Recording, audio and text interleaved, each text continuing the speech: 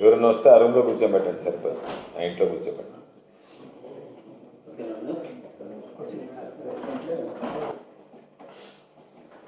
అంటే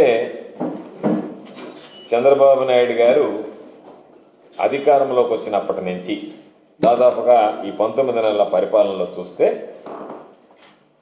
సరే నిద్రలేస్తే రకరకాలైనటువంటి ప్రచార ఆర్భాటం అనేటువంటిది ప్రతి విషయంలో మనం గమనిస్తూనే ఉన్నాం.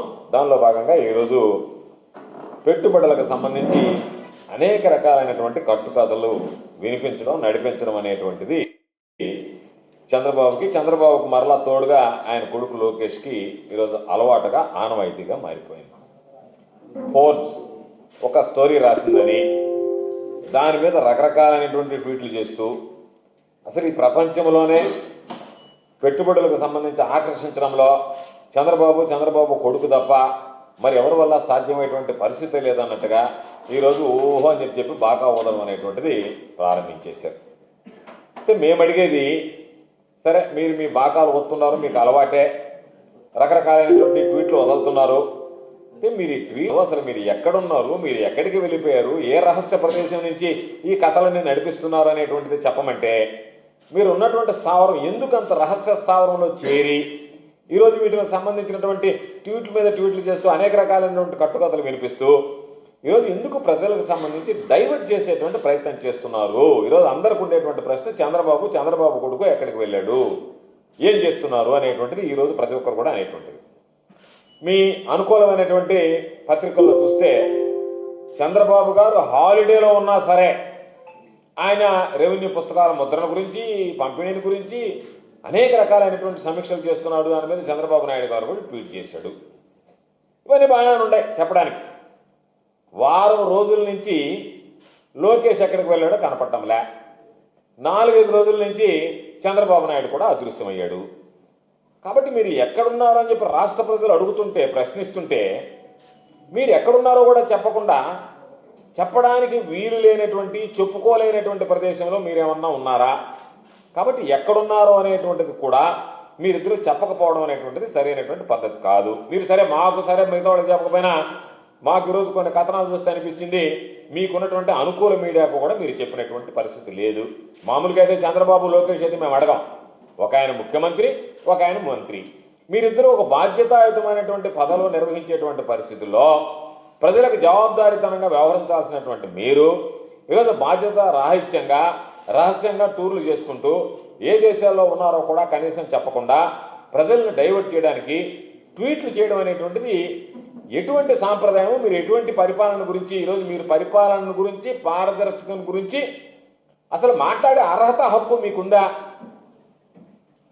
మీరు ఎక్కడున్నారో తెలియకుండా రహస్య ప్రదేశాలకు వెళ్ళి, గతంలో మా నాయకుడు పాపను వాళ్ళ కుమార్తెను చూడడానికి వెళ్తే అబ్బా కొడుకులు చేసినటువంటి హంగామా అంతా ఇంత కాదు. చంద్రబాబు, లోకేష్ రకరకాలైనటువంటివి, మీకు అనుకూలమైనటువంటి మీడియా అయితే రకరకాల కథనాలను వండి వాచ్ చేసింది. ఈరోజు మీరు ఎక్కడికి వెళ్ళారో చెప్పండియా అని అడిగితే దానికి సంబంధించి ఉలుకు పొలుకు లేకుండా గమ్మైపోయారు. మీ భోగవతాలు ఎట్టుంటాయంటే ఆత్మస్థుతి, పరనిందతో బ్రతికేటువంటి వాళ్ళు మీరు. అందుకనే ఎదుటి వాళ్ళని విమర్శిస్తారు తప్ప, ఆ ఎదుటి వాళ్ళని విమర్శించిన ఆ నోటితోనే మిమ్మల్ని మీరు ప్రశ్నించుకుంటే, మీ మనస్సాక్షిని మీరు అడిగితే మీరు చేసేటువంటివి తప్ప ఒప్పు అనేటువంటిది మీకే అర్థమయ్యేటువంటి పరిస్థితి. ఈరోజు రాష్ట్రానికి విపరీతంగా పెట్టుబడులు వస్తున్నాయని చెప్పి ఒక ప్రచారం చేస్తున్నారు. రాష్ట్రానికి పెట్టుబడులు రావాలి అని వైఎస్ఆర్ కాంగ్రెస్ పార్టీ కోరుకుంటుంది. ఈ రాష్ట్రానికి పెట్టుబడి రావాలి, ఈ రాష్ట్రం అభివృద్ధి చెందాలి, రాష్ట్రంలో ఉండేటువంటి ఉద్యోగ ఉపాధి అవకాశాలు, పాప నిరుద్యోగ యువతకి ఉద్యోగ ఉపాధి అవకాశాలు రావాలని చెప్పి కోరుకుంటారు. దాంట్లో ఏమీ సందేహం లేదు. అయితే మీరు చెప్పేటువంటి మాటలకి, జరిగేటువంటి తంతుకి ఏమాత్రం పొంతం లేకుండా పోవడమే ఇక్కడ ప్రధానంగా ప్రతి ఒక్కరిని కూడా బాధించేటువంటి విషయం. ఈరోజు ఫోర్బ్స్ పత్రిక ఏం రాసింది, దాని గురించి చాలామంది చదవలేరు.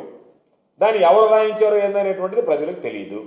ఆ స్టోరీని పట్టుకొని మీరు నానా రకాలుగా ఏదో బ్రహ్మాండంగా ఉన్నట్టుగా ప్రచారం చేసుకుంటున్నారు. ఈరోజు వాస్తవంగా రాసింది ఏంది, రాష్ట్రాలకి పెట్టుబడుల కోసం వచ్చేటువంటి ప్రతిపాదనలలో ఆంధ్ర రాష్ట్రం ముందు ఉంది అని చెప్పి రాసింది. అంటే ప్రతిపాదనలు మాత్రమే, పెట్టుబడులు వచ్చేసాయని కాదు, ప్రాజెక్ట్స్ గ్రౌండ్ అయిపోయాయని కాదు, అవి ఉత్పత్తిని ప్రారంభిస్తున్నాయని కాదు, పెట్టుబడులు పెట్టడానికి రాష్ట్రంలో ఉన్నటువంటి దేశంలో ఉన్నటువంటి రాష్ట్రాల్లో ఆంధ్ర రాష్ట్రానికి ప్రతిపాదనలు ఎక్కువగా వస్తున్నాయని చెప్పి ఆ ప్రతిపాదనల ఆధారంగా చూపించినటువంటి లెక్కలను బట్టి ఈరోజు మీరు ఏదేదో మాట్లాడుతున్నారు. ఎందుకంటే ఇటువంటి లెక్కలు చెప్పడంలో చంద్రబాబు సిద్ధహస్తుడు.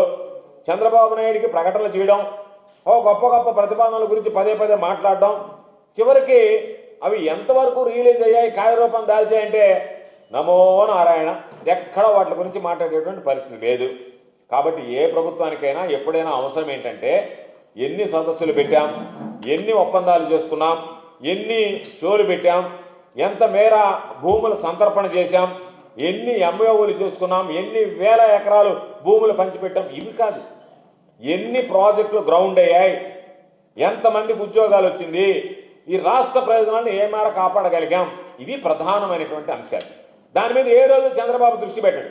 చంద్రబాబు దృష్టి అంట ప్రతిపాదనలు, కాకి లెక్కలు, కట్టుకథలతో కాలయాపన చేస్తూ ఏదో వచ్చేస్తున్నాయనేటువంటి ఆర్భాటం చేస్తూ నటిస్తూ దానిని ప్రచారం చేస్తూ తన అనుకూల మీడియా ద్వారా ప్రచారం చేసుకోవడం తప్ప ఇదిగో వీటికి సంబంధించి ఇంత మేర వాస్తవం కనీసం మీరు చెప్పినటువంటి మాటల్లో 5% కూడా కార్యరూపం దాల్చినటువంటి పరిస్థితులు లేవు.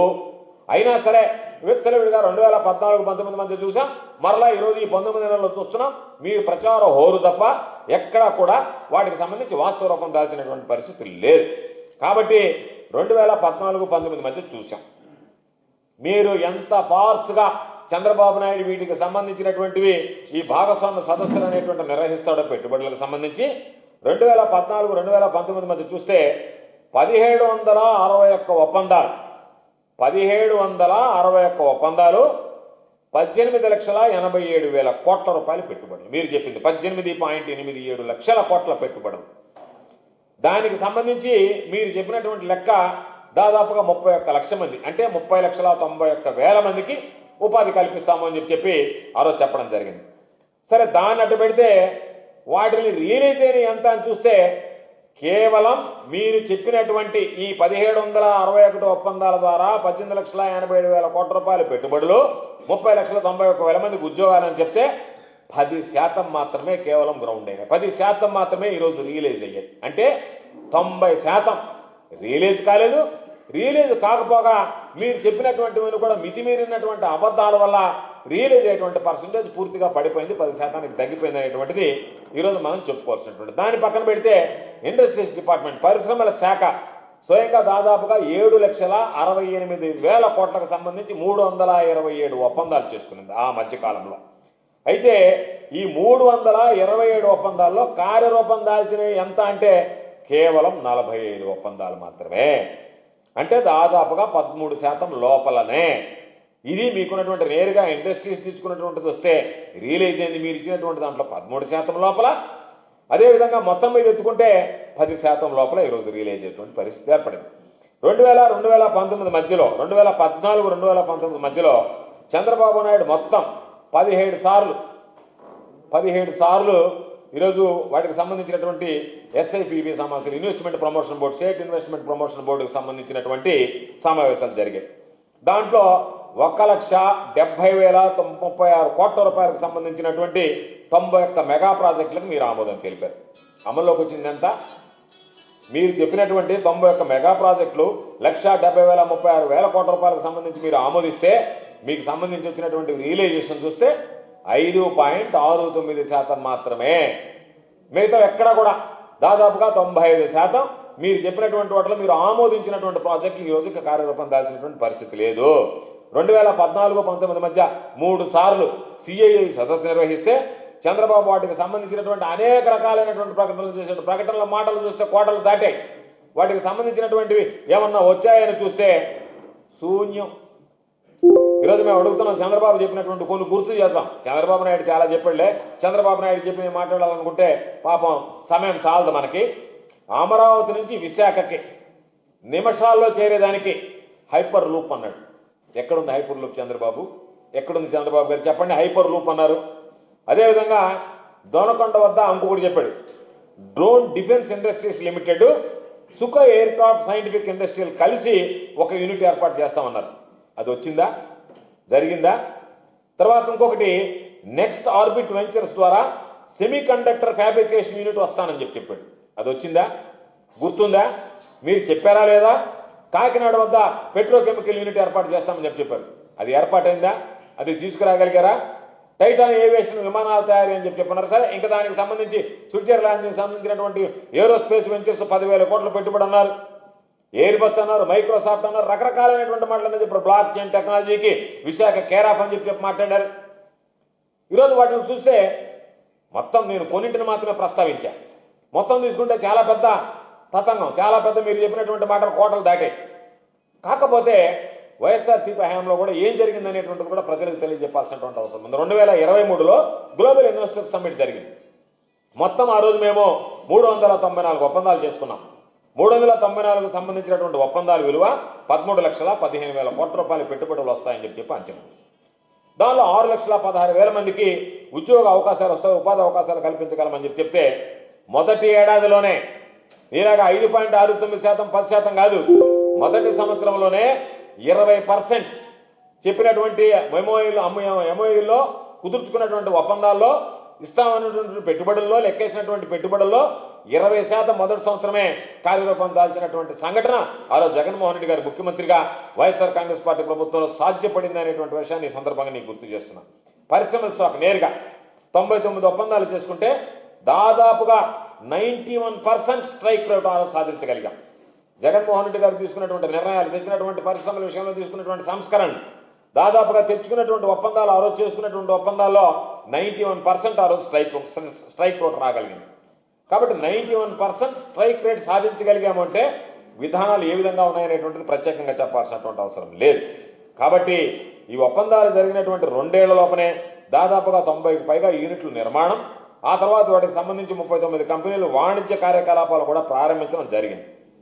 పరిశ్రమల శాఖకు సంబంధించి మొత్తం పెట్టుబడుల్లో 91.6% అంటే దాదాపుగా 6,01,071 కోట్లకు సంబంధించినటువంటి పెట్టుబడులు ఏదైతే ఉన్నాయో, పెట్టుబడులకు సంబంధించినటువంటివి ఏదైతే ఉన్నాయో అవి వాస్తవ రూపం దాల్చాయని చెప్పి మేము చెప్పడం కాదు, చంద్రబాబే స్వయంగా చంద్రబాబు ప్రభుత్వమే దాని మీద ఒక ప్రకటన కూడా ఇవ్వడం జరిగింది. చంద్రబాబు హయాంలో 2014-2019 మధ్య ఏడాదికి వచ్చినటువంటి పెట్టుబడుల సగటును చూస్తే 12,000 కోట్ల రూపాయలు. సగటున 5 సంవత్సరాలకు సంబంధించి సగటున వచ్చింది 12,000 కోట్ల రూపాయలు. అదే జగన్మోహన్ రెడ్డి గారి హయాంలో 2 ఏళ్ల పాటు కోవిడ్ మహమ్మారి అన్ని రకాలైనటువంటి ఎక్కడా కూడా అభివృద్ధి అనేటువంటిది కనిపించకుండా గ్రోత్ పడిపోయేటువంటి పరిస్థితుల్లో కూడా వాటిని లెక్కేసుకున్నా మేము ప్రభుత్వంలో ఉన్నటువంటి 5 ఏళ్లలో సగటున వచ్చినటువంటివి 15,700 కోట్ల రూపాయలు. కాబట్టి ఇది పరిశ్రమల విషయంలో మా ప్రభుత్వంకు ఉన్నటువంటి స్ట్రైక్ రేట్, మా ప్రభుత్వం తీసుకున్నటువంటి నిర్ణయాలు. ఆ రోజు జగన్మోహన్ రెడ్డి గారు చూపించినటువంటి చొరవ, మీలాగే జగన్మోహన్ రెడ్డి గారు బాకాలోది ఊతర కొట్టి లక్షల కోట్ల పెట్టుబడులు అని చెప్పి తీరా చూస్తే ఆ పర్సంటేజ్ రియలైజేషన్కి వచ్చేటప్పటికి చేతులు ఎత్తేసేటువంటి పరిస్థితి కాదు. ఏదైతే వాస్తవ రూపం దాల్చుతాయో, ఎక్కడైతే వాస్తవిక అంచనాలు ఉంటాయో, వాస్తవిక అంచనాల ప్రకారం, ఆధారాల ప్రకారం వాటికి సంబంధించినటువంటి వాటి మీద నిర్ణయాలు తీసుకున్నాం. ఆ విధంగా పరిశ్రమలు తీసుకొచ్చాం, ఆ పరిశ్రమలు స్థాపించడం జరిగింది. ఈరోజు పెట్టుబడి సదస్సులు అంటే ఏంటి? ఫార్స్గా మారిపోయినాయి. అంటే పెట్టుబడి సదస్సు అంటే ఒక ఈవెంట్ మేనేజ్మెంట్ లాగా, ఒక ఈవెంట్ షో లాగా తయారు చేశాను. వాస్తవ రూపం దాల్చాలన్న ఉద్దేశంతో ఆ రోజు జగన్మోహన్ రెడ్డి గారు తీసుకున్నటువంటి నిర్ణయాల్లో ఇవి వాస్తవ రూపం దాల్చాలి అంటే ఏ విధంగా చేయాలని ఉంటే దానికి ఒక యాక్షన్ ప్లాన్ చేశాడట. దాంతో ప్రభుత్వం నుంచి ఒక మానిటరింగ్ సంబంధించిన కానీ ఇంప్లిమెంటేషన్కి సంబంధించి ఒక ప్యానల్ చీఫ్ సెక్రటరీ ఆధ్వర్యంలో ఒకటి ఏర్పాటు చేశాడు. వాళ్ళందరూ కలిసి ఒక ఫాస్ట్ ట్రాక్ మార్గం, సింగిల్ విండో సిస్టమ్ని ఇంట్రొడ్యూస్ చేశారు. దాని ద్వారా ఎవరైతే భూ కేటాయింపులు కానీ క్లియరెన్స్ కానీ ఒక టైం లైన్ పెట్టుకోవడం, ఆ టైం లైన్ లోపల ప్రతి వారం అవసరమైతే కూర్చోవడం, సమావేశం కావడం, ఎంత పురోగతి సాధించామనేటువంటిది అవసరమైతే ముఖ్యమంత్రి గారు జోక్యం ఉంటే ఆయన దృష్టికి తీసుకెళ్ళడం, వెంటనే ఆయన జోక్యం చేసుకున్న వాటిని ఏదన్నా బాటిల్ నెక్స్ ఉంటే క్లియర్ చేయడం. దాని ద్వారా పరిశ్రమలకు సంబంధించినటువంటి ఏర్పాటుకి ఆ రోజు ఊపందుకున్నాయి. దానివల్లనే దాదాపుగా పారిశ్రామికవేత్తలకు ఎప్పుడు జగన్మోహన్ రెడ్డి గారు ఒక మాట చెప్పాడు, ఒక్క ఫోన్ కాల్ దూరంలో నేను అందుబాటులో ఉంటాను మీకు అని చెప్పేవాడు. అందువల్ల ఆ రోజు ఆ వృద్ధి రేటు, ఆ స్ట్రైక్ రేట్ సాధించగలిగాం. ఒక్కసారి చూస్తే 2019-2024లో దక్షిణ భారతదేశానికి సంబంధించి మ్యానుఫ్యాక్చరింగ్ సెక్టర్లో జీవీఏ కానీ, ఇండస్ట్రీ సెక్టర్కి సంబంధించినటువంటి జీవీఏ కానీ ఆ రోజు వృద్ధిలో ఆంధ్రప్రదేశ్ రాష్ట్రం నెంబర్ 1 ప్లేస్లో నిలపగలిగాడు ఆ రోజు జగన్మోహన్ రెడ్డి గారు అని చెప్పి సందర్భంగా ఒకసారి గుర్తు చేస్తున్నాం. అదేవిధంగా 2019-2024కు సంబంధించినటువంటి ఏదైతే ఉందో ఆ బ్రాండ్ మొత్తం ఆంధ్రప్రదేశ్లో నాశనం అయిపోయిందంటూ టీడీపీ దాదాపుగా ఏళ్ల తరబడి ఒక దుష్ప్రచారం, కట్టుకథలు, అబద్ధాలు, అబద్ధపు ప్రకటనలతో ఈరోజు హడావుడిగా ఏదో రకరకాలైనటువంటి ప్రచారాలు చేసింది. ఈరోజు వైఎస్ఆర్ కాంగ్రెస్ పార్టీ ప్రభుత్వం మాత్రం వాస్తవంగా ఏ అభివృద్ధి అనేటువంటిది నిజమైన అభివృద్ధి, ప్రజలకు సంబంధించినటువంటి అభివృద్ధిని చేశాం తప్ప చంద్రబాబు నాయుడు గారి లాగా ఒకసారి వైఎస్ఆర్ కాంగ్రెస్ పార్టీ ప్రభుత్వం మీద దుష్ప్రచారం చేయడం, అదేవిధంగా చేసినటువంటి మీరు చెప్పినటువంటి అబద్ధాలు అన్నీ కూడా ఎక్కడ వాస్తవ రూపం దాచకుండా పోవడం అనేటువంటిది ప్రత్యేకంగా ఇక్కడ గమనించాల్సినటువంటి అంశం. మీరు చేసినటువంటి ప్రకటనలు, మీరు చూపినటువంటి ప్రతిపాదనలు, వాటిని వక్రీకరించి రకరకాలుగా ప్రజలను తప్పుదోవ పట్టించేటువంటి ఒక ప్రయత్నం, విదేశాల్లో రహస్యంగా ఎక్కడో ఉండడం, వాటికి సంబంధించి మీరు ఏదేదో ఒక ప్రకటనలు ఇవ్వడం, ప్రజలందరినీ కూడా తప్పుదారి పట్టించేటువంటిగా ఉండడం, ఎందుకు ఎక్కడ ఉండి మీరు రహస్యంగా ఈ ట్వీట్లు చేస్తున్నారనేటువంటి చెప్పకుండా ఈరోజు ప్రజలను గందరగోళానికి గురి చేసేటువంటి పరిస్థితి ఏర్పడింది. కాబట్టి పారిశ్రామిక రంగాన్ని గురించి మాట్లాడాలి అంటే చంద్రబాబు నాయుడికి ప్రచార ఆర్భాటం ఎక్కువ, పని తక్కువ. జగన్మోహన్ రెడ్డి గారికి ఈ రాష్ట్ర అవసరాల దృష్ట్యా, రాష్ట్ర అభివృద్ధి దృష్ట్యా, రాష్ట్ర ప్రజల సంక్షేమం దృష్ట్యా, ఇక్కడ ఉన్నటువంటి నిరుద్యోగ యువతకి ఉద్యోగ ఉపాధి అవకాశాలు కల్పించాలనేటువంటి లక్ష్యంతో పనిచేశాడు. కాబట్టి అనుకున్నటువంటి ఫలితాలను ఆ రోజు గణనీయంగా సాధించగలిగింది వైఎస్ఆర్ కాంగ్రెస్ పార్టీ ప్రభుత్వం. మీరు వైఎస్ఆర్ కాంగ్రెస్ పార్టీ ప్రభుత్వం మీద ఎన్ని రకాల బురద చల్లడానికి ప్రయత్నం చేసినా మీరు చెప్పేది ఎవరు ప్రజలు నమ్మేటువంటి పరిస్థితుల్లో లేరు. ఈరోజు మీ పరిస్థితి చూస్తే ఎంత దారుణంగా ఉందంటే చెప్పేటువంటి మాటలకి జరిగేటువంటి వాస్తవాలకి ఎక్కడా కూడా పొంతం లేకుండా పోయిందనేటువంటి విషయాన్ని మీడియా ద్వారా ప్రజలందరికీ కూడా తెలియజేస్తున్నాను. మరొకటి, నేను ఇక్కడి నుంచి రెవెన్యూకి సంబంధించి రకరకాలైనటువంటి, సరే అమ్మవారి ప్రచార ఆర్భాటాలు రకరకాలుగా చేశారు, వాటికి సంబంధించినటువంటి ఒక్కసారి పరిష్కరించామని చెప్పి నిన్నంతా ఈరోజు చూసాం. ప్రతి దగ్గర ఎమ్మెల్యేలు మంత్రులు వెళ్ళడం, ఆర్భాటంగా పట్టదారు పాస్ పుస్తకాలు ఇవ్వడం, వాటికి సంబంధించినటువంటి విషయంలో కూడా ఈరోజు మీరు పెద్ద డబ్బా కొట్టుకుంటున్నారు. మేమేదో దానికి సంబంధించి రెవెన్యూలో అన్నీ సాధించేసామన్నట్టుగా. ముఖ్యంగా 22A 22A భూముల విషయంలో వక్రీకరణ, ఎక్కడ కూడా వాస్తవాలు లేకుండా ఒక వక్రీకరించేటువంటి ప్రయత్నం చేయడం మీరు మొదలుపెట్టారు. ఎందుకంటే అసలు 22A జాబితాలో భూములు పెట్టింది ఎవరో? చంద్రబాబు నాయుడు కాదా? దానికి చంద్రబాబు నాయుడు సమాధానం చెప్పగలడా? ఈరోజు మాట్లాడేటువంటి రెవెన్యూ మంత్రి సమాధానం చెప్పగలడా? ఈ భూములను తీసుకెళ్లి 22Aలో పెట్టింది ఎవరు? 2014-2019 మధ్య వెబ్ల్యాండ్ తీసుకొచ్చి ఆ వెబ్ల్యాండ్ ద్వారా ఎవరైతే మీకు వ్యతిరేకంగా ఉండేటువంటి వాళ్ళు ఉన్నారో మీ స్థానికమైనటువంటి నాయకుల్ని ఎంఆర్ఓ కార్యాలయాల్లో కూర్చోబెట్టి మీకు వ్యతిరేకంగా ఉండేటువంటి వాళ్ళ పొలాలను తీసుకెళ్లి వాళ్ళని ఇబ్బందులు పెట్టాలా, వాళ్ళని హింసించాలా రైతులని అని చెప్పి వాటన్నిటిని తీసుకెళ్లి మీకు ఎవరైతే గిట్టరో వాళ్ళందరినీ తీసుకెళ్లి ఆ 22Aలో పెట్టినటువంటి ఘనత చంద్రబాబు ప్రభుత్వానికి కదా, ఆ సిస్టమ్ తీసుకొచ్చినటువంటిది చంద్రబాబు నాయుడు కాదా? కాబట్టి మీరు చేసినటువంటి తప్పులు, మీరు చేసినటువంటి పాపాలు రైతుల పాలిట శాపాలుగా మారితే వాటిని ఏ విధంగా చక్కబెట్టాలనేటువంటి ఆలోచనతో జగన్మోహన్ రెడ్డి గారు వైఎస్ఆర్ కాంగ్రెస్ పార్టీ ప్రభుత్వ హయాంలో తీసుకున్నటువంటి నిర్ణయాల వల్ల రైతులకు స్వాంతన లభించిందనేటువంటిది ఈరోజు యథార్థం, రైతులు కూడా నమ్ముతున్నటువంటి విషయం. అయితే ఈరోజు అసైన్డ్ భూములు కానీ ఇతరత్ర వివిధ కేటగిరీలో ఉన్నటువంటి భూములు కానీ ఫ్రీ హోల్డ్ విషయానికి సంబంధించి కానీ రకరకాలైనటువంటి ఆరోపణలు చేసి ఈరోజు భూ యజమానులను ఇప్పటికే మీరు అనేక రకాలైనటువంటి కష్టాలకు గురి చేశారు, ఇప్పటికీ కూడా వాళ్ళని గురి చేస్తున్నారు. మీరు చేసినటువంటి ఆరోపణ, ఒక పక్క మీరు అక్రమాలు జరిగాయని చెప్పి ఆరోపణలు చేసినా ఎక్కడన్నా అక్రమాలు జరిగాయని మీరు తేల్చారా అంటే తేల్చలేకపోయారు. మీరు చేసినటువంటి ఆరోపణలకు మీ అధికారులే ఎక్కడ ఆధారాలు లేవు అని చెప్పేశారు. అంటే జరగనటువంటి తప్పులు జరిగినట్టుగా మీరు చిత్రీకరించేటువంటి ప్రయత్నం చేశారు తప్ప వీటిలో వాస్తవం లేదనేటువంటిది ఈరోజు అధికారులు కూడా బయటపెట్టేటువంటి పరిస్థితి. ఒక్కసారి అసైన్డ్ భూముల విషయంలో అక్రమాలకు సంబంధించి చూస్తే 2014-2019 మధ్య చంద్రబాబు నాయుడు ప్రభుత్వం పేదలకి ఎంత దుర్మార్గంగా పేదల పట్ల వ్యవహరించింది అనేటువంటి దానికి అమరావతిలో జరిగినటువంటి ఈ భూ కుంభకోణాలు ఒక ఉదాహరణ. మీరు పాపం పేదలకు సంబంధించినటువంటి భూములు ఏదైతే పాపం అసైన్డ్ భూములు ఉన్నాయో, ఎస్సీ ఎస్టీ బీసీలకు సంబంధించినటువంటి భూములుంటే వాళ్ళని బెదిరించి మీరు పాపం దాదాపుగా వాళ్ళ దగ్గర నుంచి 1100 ఎకరాలు కొట్టేసి ఆ అసైన్దారుల నుంచి మొత్తం ఆ భూములన్నీ మీ కబ్జా చేతుల్లోకి మీ కోరల్లోకి వాళ్ళ పాపం చిక్కున్న తర్వాత మీరు వాటిని కబ్జా చేసి వాటికి సంబంధించి ల్యాండ్ పూలింగ్లో ఆ భూములు ఇచ్చి వాటికి సంబంధించినటువంటి ప్లాట్లు వాటికి సంబంధించినటువంటివి రకరకాలను చేసి ఆ ప్లాట్ ద్వారా పాపం వేరే వాళ్ళకి అమ్ముకొని వేల కోట్ల రూపాయలు సంపాదించాడు. చంద్రబాబు నాయుడుకి అమరావతి అనేటువంటిది బంగారు బాతులాగా తయారైనటువంటి పరిస్థితి. కోట్ల రూపాయలు కొనుగొట్టారు. దాదాపుగా 1336 మంది బినామీలను కనుక్కొని ఆ రోజు కేసులు నమోదు చేస్తే ఆ కేసులన్నింటినీ కూడా చంద్రబాబు నాయుడు ఎదుర్కొనేటువంటి ధైర్యం లేక వాస్తవాలు కాబట్టి వాటిని ఎత్తివేయించుకునే దానికి అధికార దుర్వినియోగానికి పాల్పడ్డాడు. ఆ విధంగా అమరావతి రైతులకు సంబంధించి పేద రైతులు, ఎస్సీ ఎస్టీ బీసీ రైతులు కడుపు కొట్టినటువంటి చరిత్ర ఆనాటి 2014, 2019 మధ్య జరిగినటువంటి తెలుగుదేశం పార్టీది, చంద్రబాబు నాయుడు ముఖ్యమంత్రిగా అనేటువంటి విషయాన్ని. అసైన్డ్ భూముల సమస్య అనేటువంటిది ఈరోజు వచ్చింది కాదు, ఇది దశాబ్దాలుగా ఉన్నటువంటి సమస్య. కాబట్టి పాపం రైతులు ఇబ్బంది పడుతున్నారు. భూమి ఉంది, ఆ భూమికి సంబంధించినటువంటి దాంట్లో భూమి ఒక దగ్గర పట్టాదారు ఒకడున్నాడు, అనుభవంలో ఒకటి ఉంది, భూమి మీద ఒకడున్నాడు, రకరకాలైనటువంటి సమస్యలు ఉన్నాయి. ఆ సమస్యల్ని పాపం ఏ విధంగా చేయాలనేటువంటిది లేక, పరిస్థితి బాగలేకపోవడం, అమ్ముకోవాలంటే ఎంతో కొంత రీతిగా దారబోసుకున్నా పాపం అమ్ముకున్నటువంటి వాడు లాస్ అయ్యాడు, కొనుక్కున్నటువంటి వాడు పాపం ఏ విధంగా చేసుకోవాలో తెలియక నష్టపోయాడు. అటువంటి పరిస్థితుల్లో దాన్ని ఏ విధంగా స్ట్రీమ్లైన్ చేయాలా, పేదలకు ఏ విధంగా న్యాయం చేయాలనేటువంటి ఉద్దేశంతో జగన్మోహన్ రెడ్డి గారు ప్రభుత్వం తీసుకొచ్చినటువంటి ఆ అసైన్డ్ చట్టానికి చేసినటువంటి సవరణ చారిత్రాత్మకమైనటువంటి, ఎవరు ఊహకందనటువంటి, ఎవరు ఊహించినటువంటి, దానికి సంబంధించి ఎవరైతే భూములకు సంబంధించినటువంటి నిరుపేదలు ఉన్నారో వాళ్ళ యొక్క రైట్స్ కాపాడాలని, వాళ్ళ హక్కులు కాపాడాలనేటువంటి ఆలోచనతో, అదేవిధంగా రైతు అనేటువంటి వాడు ఇబ్బంది పడకూడదు అనేటువంటి ఆలోచనతో జగన్మోహన్ రెడ్డి గారు దానికి ఆ అసైన్ చట్టానికి సవరణ చేయడం జరిగింది. అయితే చట్టానికి సవరణ చేసినప్పుడు కూడా ఏదో ఆషామాషిగా కాకుండా అధికారులకు సంబంధించి, న్యాయ నిపుణుల దగ్గర నుంచి, దీంట్లో అనుభవమైనటువంటి వ్యక్తుల దగ్గర నుంచి అందరి దగ్గర సలహాలు తీసుకొని ఏ విధంగా తీసుకుంటే అన్ని వర్గాలకు సంబంధించినటువంటి రైతులకు మనం మేలు చేయగలం అనేటువంటిది ఆలోచన చేసి దాన్ని ఎక్కడా ఇబ్బంది లేకుండా ఉండేటువంటి విధంగా ఆ చట్టానికి సవరణలు చేశారు.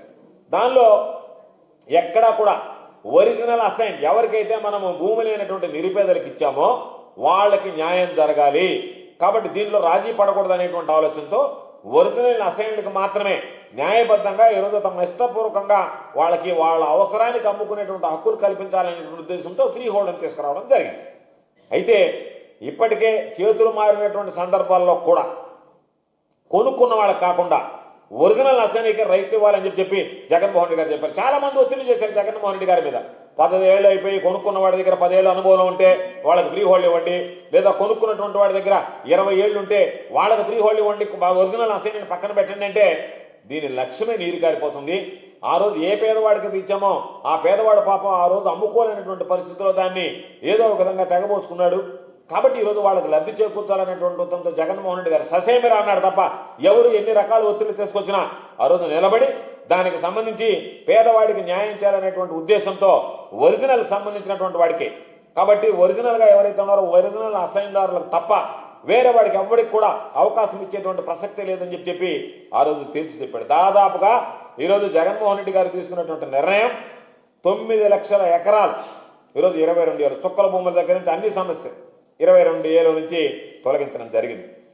అయితే రిజిస్ట్రేషన్లు నిలిపివేమని ప్రభుత్వం వచ్చిన తర్వాత ఈ 19 నెలల్లో ఫ్రీ హోల్డ్ చేయొద్దని రకరకాలుగా ఇబ్బంది పెట్టి ఇప్పుడు టీడీపీ వాళ్ళు ఏం చేశారంటే ఎక్కడైతే ఈ అసైన్ భూములు ఉన్నాయో అక్కడ వాలిపోయి ఏం చెప్పారు, మీకు సంబంధించినటువంటి భూములు పావలాకో అర్ధనాకో అనాకో మాకు ఇస్తే తప్ప మీ భూములు మీకు ఫ్రీ హోల్డ్ కావు, ఫ్రీ హోల్డ్ కానివా, మీరు అమ్ముకోవాలి అని అంటే మాకు అమ్మాలి, మేము ఇచ్చినటువంటి రేటుకు అమ్మాలి, కాబట్టి మేము ఇచ్చినటువంటి రేటు తీసుకొని మాకు అమ్మాలి, మేము చెప్పిన రేటుకి మేము కొనుక్కుంటాం, మీ ఇష్ట ప్రకారం మేము రేటు ఇవ్వమని చెప్పి అదే ధోరణిలో ఈరోజు పాపం మేము ఏదైతే పేదవాడికి అండగా నిలవాలని జగన్మోహన్ రెడ్డి గారు తీసుకొచ్చినటువంటి ఆ చట్టం మీద రకరకాలైనటువంటి దుష్ప్రచారాలు చేసి ఈరోజు దాని ద్వారా ఏ విధంగా లబ్ధి పొందాలని చెప్పి తెలుగుదేశం పార్టీకి సంబంధించినటువంటి నాయకులు ప్రయత్నాలు కుట్రలు పన్నుతున్నారంటే దీనికి సంబంధించి జిల్లాల వారీగా మంత్రులు ఎమ్మెల్యేలు ఎక్కడెక్కడ ఫ్రీ హోల్డ్ లెక్క తీసుకోవడం, అప్పుడు దాకా దాన్ని ఫ్రీ హోల్డ్లో పెండింగ్లో పెట్టడం, మీ అన్ని పెండింగ్లో పడిపోయినాయి,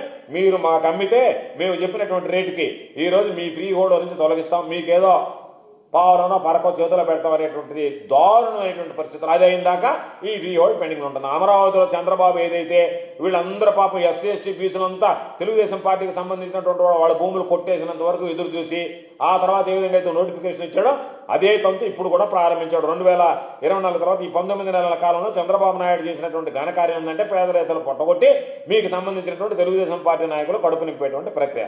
కాబట్టి చట్ట సవరణ ద్వారా లబ్ధి పొందినటువంటి పేదలను కూడా ఈరోజు బెదిరించేటువంటి పరిస్థితి ఏర్పడింది. కాబట్టి అందరూ గమనించాల్సింది ఈరోజు అసైన్డ్ భూములు కానీ, చుక్కల భూములు కానీ, షరత్కు సంబంధించినటువంటి పట్టాల భూములు కానీ వైఎస్ఆర్ కాంగ్రెస్ పార్టీ ప్రభుత్వం వచ్చిన తర్వాత ఆ రైతులందరికీ మేలు చేశాం. 27,40,000 ఎకరాలకు సంబంధించినటువంటి 15,20,000 మంది రైతులకి ఆ రోజు జగన్మోహన్ రెడ్డి గారు తీసుకున్నటువంటి నిర్ణయాల వల్ల మేలు జరిగింది. కాబట్టి ఈరోజు 22A నుంచి 5 రకాల భూముల్ని మేము మినహాయించామంటూ రెవెన్యూ మంత్రి నిన్న బ్రహ్మాండంగా మాట్లాడాడు. పాత కథని కొత్త సీసాలోకి నింపి మాట్లాడాడు. ఆయనకి సంబంధించినటువంటి దాంట్లో ఆయన ఎక్స్ట్రాలు చూసి వాళ్ళ పత్రికలే కడిగి పారేసాయి. ఈరోజు ఆయన తీసుకున్నటువంటి నిర్ణయాల గురించి ఆయన మాట్లాడుతుంటే ఆ పత్రికలకి ఒప్పక ఇది దారుణంగా ఉందని చెప్పి ఆ రెవెన్యూ మంత్రిని వాళ్ళ పత్రికలు కడిగాయి. కాబట్టి ఆ రోజు మేము మా హయాంలో సమగ్ర సర్వే జరిగాం. ల్యాండ్ టైటిలింగ్ యాక్ట్ తీసుకొస్తే దాని మీద ఏ స్థాయిలో దుష్ప్రచారం చేశారో మనందరం చూసాం.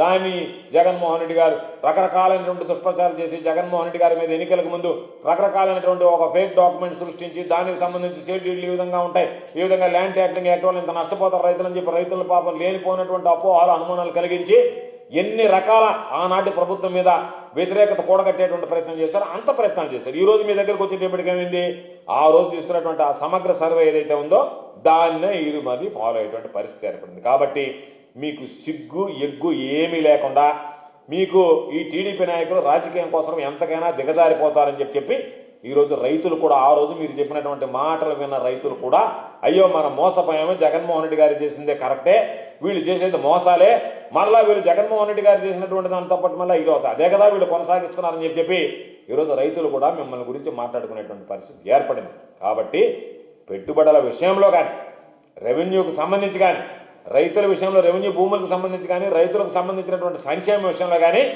జగన్మోహన్ రెడ్డి గారు దశాబ్దాలుగా పెండింగ్ ఉన్నటువంటి సమస్యల్ని పరిష్కరించేటువంటి విధంగా ఆయన చొరవ తీసుకొని ఆ విధంగా ముందుకు వెళితే ఈరోజు మీ విధానాలు ఏ విధంగా ఉన్నాయంటే ఆ విధానాలను తప్పుపట్టినట్టుగా నటిస్తూ ఆ విధానాలను కొనసాగిస్తూ ఆ విధానాల ద్వారా ఎంత మేర లబ్ధి పొందాలనేటువంటి ఆలోచన తప్ప చంద్రబాబుకి ఏ రోజు కూడా ఒక విధానపరమైనటువంటి నిర్ణయం తీసుకోవాలి, దాని ద్వారా ముందుకు పోవాలనేటువంటిది లేదు. అవినీతి అక్రమాలు అరాచకాలతో కూడినటువంటి నిర్ణయాలు తప్ప పారదర్శకమైనటువంటి నిర్ణయాలు జగన్మోహన్ రెడ్డి గారి లాగా చంద్రబాబు నాయుడు 100 జన్మలు ఎత్తినా సరే తీసుకోలేడు అనేటువంటిది ఈ సందర్భంగా నేను స్పష్టం చేస్తాను.